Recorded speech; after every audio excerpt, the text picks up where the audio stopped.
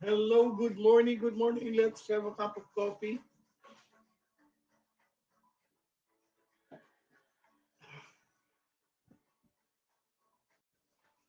A very nice morning to greet you with a cup of coffee. Kape tayo dyan, no?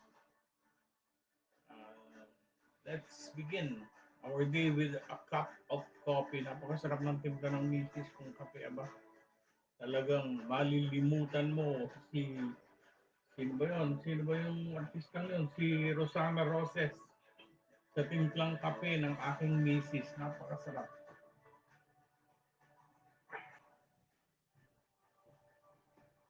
Good morning sa lahat dyan na maagang gumising.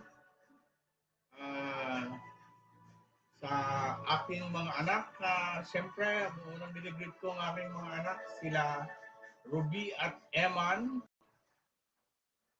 Kaway-kaway kayo dyan. At Cass and DJ, kaway-kaway DJ and Cass. Leslie and Jeff, kaway-kaway dyan. At sa aking anak na unit, Unika ay yan na nagbiyahe ngayon. Si Marifer Victorino, good morning sa inyo dyan. Yan.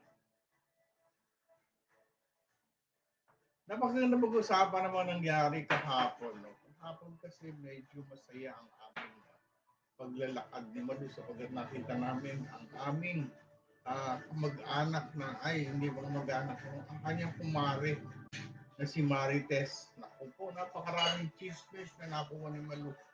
Hanggang sa kanununuan ay naikwento sa kanya ni Binibining Marites. No, itago na lang natin siya sa pangalang Marites. Talagang sobrang dami ng kwento.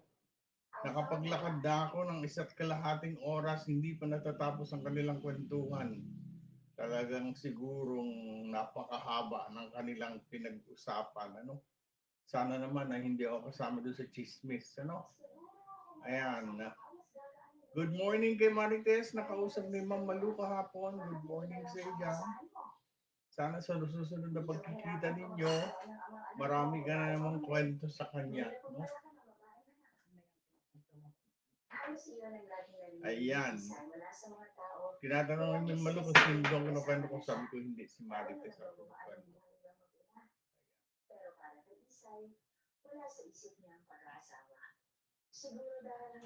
Ah, pagkatapos nun, ay naroon pa rin ang mga tinatawag natin mga konsihal ng bayan na tumatakbo noon. Siguro halos lahat binati at napakaganda naman ang pagkakabati nila every morning. Talagang sigurong kinakailangan nilang umupo, no, bilang konsihal ng ating bayan. Pumili tayo ng maganda at pumili tayo ng totoong tao na ating iboboto ngayong botohan, no? Huwag natin daanin sa pagiging kumpare, kumare. Pili natin yung makapaglilingkod ng tapat sa ating bayan. Piliin natin sila.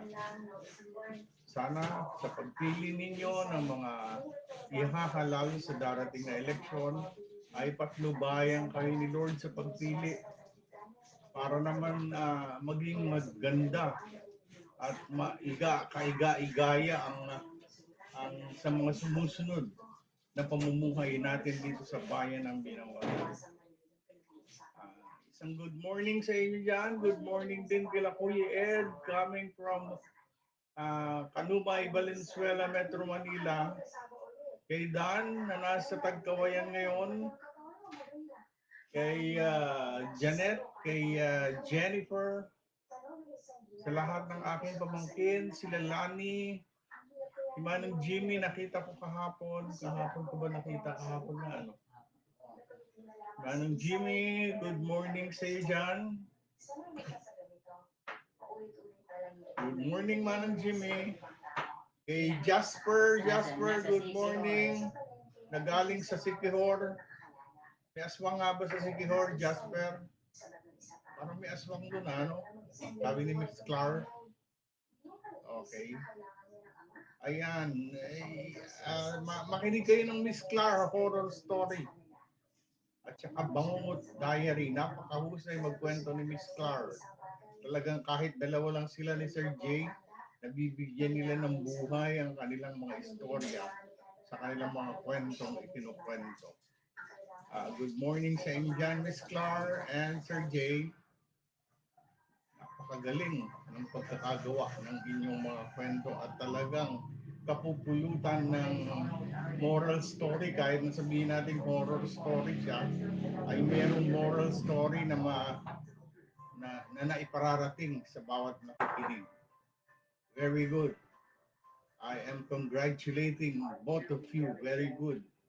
For a nice job. Well done. You know? Sana dumami ang kanilang mga fans para patuloy at magpatuloy ang kanilang kasikatan sa ere. Follow Miss Clar, ano? Miss Clar, Horror Story and Bangungot Diaries. Follow her. Okay. Si Mamalu, nakikinig yun araw-araw, every day. Every night. Every night. Pag magpapatulog siya, para pag ayaw niyang matulog, makikinig siya ng horror story para mapapanaginipan niya yung mga aswang na naririnig doon. Ayan. So, speaking of Sikihor, Jasper, maganda ba dyan sa Sikihor? Comment naman if maganda at tayo pupunta dyan, no? Jasper.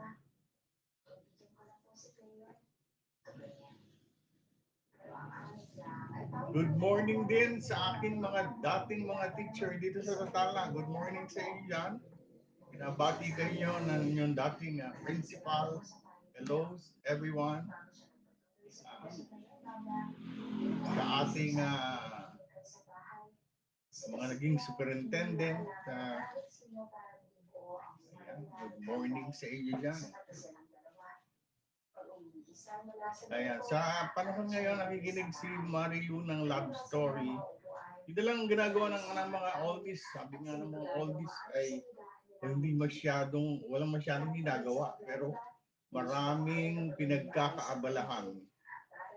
Maraming pinagkakaabalahan at inaabalang mabuti ang kanyang sarili para maipagpatuloy ang kanilang nalalabing buhay sa mundong ibabaw. Let us all be happy. Let us accept the fact that someday, somehow, we will be called upon by our Lord Jesus. Let us accept the fact that we don't know nothing. We know nothing about what will happen to us. Accept the fact that we are not sure of tomorrow. We cannot be sure of tomorrow because tomorrow really only the Lord knows what tomorrow may bring. Good morning to us at sana pagpatuloy natin ang pakikinig at panonood sa aking misis na naglilinis sa likod ko sa kasalukuyan. Ayan, kaway-kaway naman misis. Hello, ayan. Very good. Lola. Soon to be. Lola soon to be. Ruby and Eman, Lola soon to be na ba? Ayan, good morning sa inyo dyan. The time is 5:25, early morning, early 5:25 in the morning. And welcome to the 20,000 listeners and viewers today.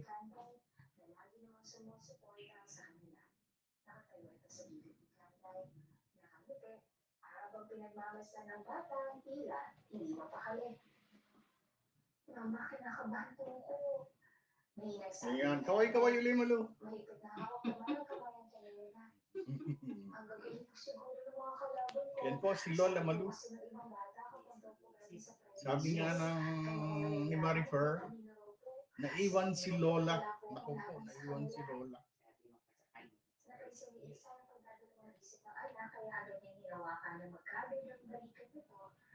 Stressful na nga tatawagin pa Lola mukhang teenager pa naman. Ayan na Si Ate Malu. Ate Malu, kaway-kaway. Ayan. Hello!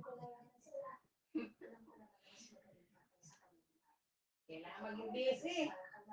Kailangan daw Stay niya young maging and busy. healthy. Ayan. So, thank you sa pakikinig sa akin. At doon sa mga manonood pa, thank you very much. Just one thing that I want to tell you, I love you all. I love you very much. Thank you very much for listening.